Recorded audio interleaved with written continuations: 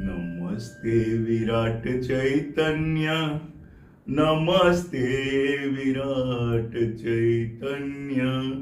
हम पवित्र दिव्य चैतन्य है, हम पवित्र दिव्य चैतन्य है।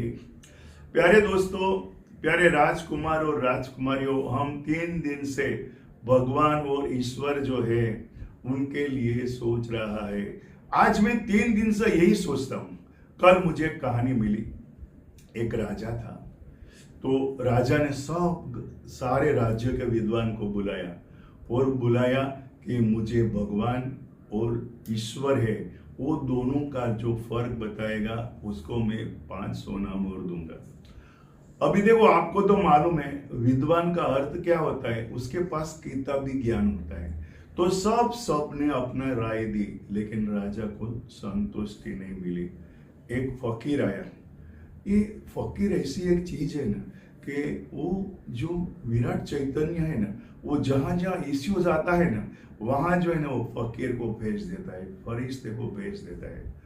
तो सबकी बात राजा ने सुनी। फकीर ने बोला, देखो आपको ईश्वर को जानना है, देखो ये मूर्ति है, सब मंदिर के अंदर रखते हैं और सब उसकी पूजा करते हैं। सब विद्वान ने बोला कि हमारे शास्त्र में लिखा हुआ है। फिर जो फकीर था उसने बोला, मुझे एक कटोरी में दूध लाके दो। राजा ने दूध मंगवा के दिया। बोला, इसके अंदर घी है, दिखाई देता है? वो बोलता है नहीं दिखाई देता है। तो हमारी अंदर जो ये दूध है ना, वो हमारा जीवन है प्यारे दोस्तों। तो हमारी अंदर जो अहंकार है, काम है, क्रोध है, हमारे यहाँ जो लेना देना का जो स्वभाव है, ये जो है उनको निकालने के लिए हमको सोचना पड़ेगा। सोचना एक तप है। तो जब दूध जो है वो सोचेगा ना, तो वो अपना अब खो देगा और दही बनेगा। और दही बनने के बाद उसके अंदर वलौना करके उसके अंदर से मक्खन मिलेगा। मक्खन के बाद घी मिलेगा। घी के अंदर जो खुशबू रहेगी वो रूहानियत है, वो इंसानियत है। वो जो निकलता है वो जो है वो ईश्वर है हमारे सभी के अंदर। हम दूध पी के बड़े हुए हैं, तो हमारी अंदर ही वो दूध का एक प्रभाव है। लेकिन हमारी अंदर जो जो अवगुण है, काम है, क्रोध है, लोभ है, दान की कमी है, तो ये जो सब गुण जो है वो गर्म करने से निकलेंगे। उसके लिए एक ही महावाक्य है, एक जो है, हम पवित्र दिव्य चैतन्य है, नमस्ते विराट चैतन्य। प्यारे दोस्तों, नमस्ते विराट चैतन्य जो है वो यूनिवर्स के जितने की अंदर, जिसके अंदर भी जो रूह है, जिसके अंदर जीव है, जिसके अंदर आत्मा है, चैतन्य है, वो सभी आपको हेल्प करेगा। सुबह जो मुझे इंस्पायर हुआ वो मैं आपको बता रहा हूं। जिस तरह से दूध को गर्म करने से शुद्धता और बढ़ती है, अहंकार और क्रोध को जलाने से इंसानियत निखारती है। दूध से दही बनने के लिए अपनापन दूध को खोना पड़ता है। दूसरों को काम आने के लिए अहंकार को छोड़ना पड़ता है। गर्म दूध ठंडा होने से मलाई मिलती है, अहंकार छोड़ने से इंसानियत बढ़ती है।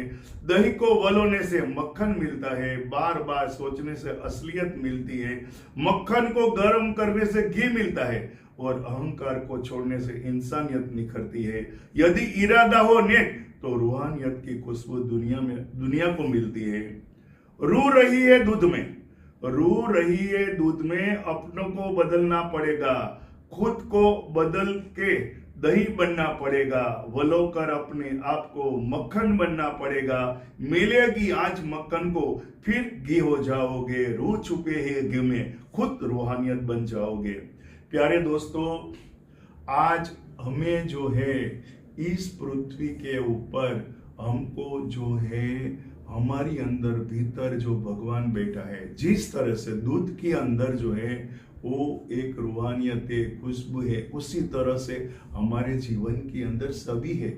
और ये यूनिवर्स ने जो है ना हमको इंडिकेशन दिया है। सवाल क्या है, सोचना पड़ेगा। प्यारे दोस्तों, मैं 3 दिन से यही सोच रहा हूं कि मैं आपको किस तरह से समझाऊं कि मंदिर और मूर्ति और मूर्ति और जो है वो ईश्वर में फर्क क्या है।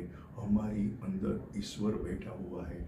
मैं नहीं बोल रहा हूँ, ईश्वर बोल रहा है।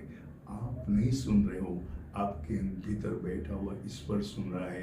प्यारे दोस्तों, आप सोचोगे ना, आज जो भी है इस पृथ्वी के ऊपर सभी लोग जो है ना वो विराट चैतन्य के अंश है। सब राजकुमार और राजकुमारी है।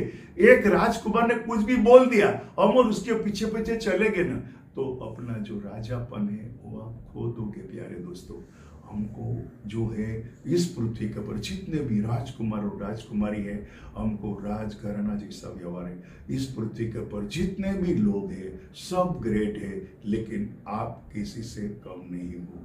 आपने किसी को भी ग्रेट माना ना, तो आपने अपने पिताजी राजा का इंसल्ट किया है, अपमान किया है। आप राजा को समझ नहीं पाओगे। हमारे अंदर ही राजा बैठा हुआ है। प्यारे दोस्तों, जो हमारे अंदर जो दुश्मन है ना, वो अहंकार है, काम है, क्रोध है, लोभ है। तो ये हमको है ना देना है। अब ईश्वर जो यूनिवर्स हमको दे ही रहा है, आज हम लेकर उसको और लुटाने का है। सोचो, समझो, अनुभव करो। बहुत ही जल्द आप दूध के गुण को समझोगे। हम बचपन से दूध पीते आए हो, तो आपके अंदर जो घी का खुशबू है वो आपके अंदर ही बैठना है। खाली अवगुण को निकालना है, तो गुण जो है अपने आप आ जाएगा। सोचो, समझो, अनुभव करो। आप बहुत ही जल्द जो है वो ईश्वर और भगवान का जो अंतर है उसको समझो और अपना जीवन जो है उसको बेहतरीन बनाओ। ऐसे विराट चैतन्य को प्रार्थना करता हूँ। नमस्ते विराट चैतन्य।